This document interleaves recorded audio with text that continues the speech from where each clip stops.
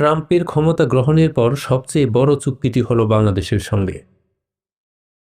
যুক্তরাষ্ট্রের তরলীকৃত প্রাকৃতিক গ্যাস সরবরাহকারী প্রতিষ্ঠান আর্জেন্ট এলএনজির সঙ্গে নন বাইন্ডিং চুক্তি হয়েছে বাংলাদেশে।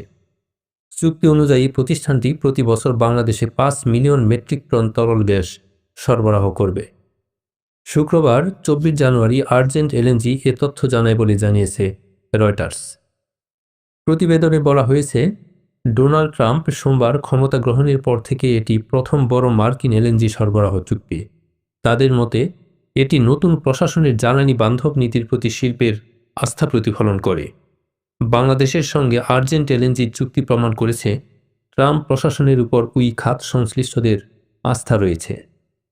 যেসব দেশের সঙ্গে যুক্তরাষ্ট্রের মুক্ত বাণিজ্য চুক্তি নেই, সেসব দেশে গ্যাস পাঠানোর ক্ষেত্রে মার্কিন জ্বালানি বিভাগ লাইসেন্স প্রদান স্থগিত করে রেখেছিল।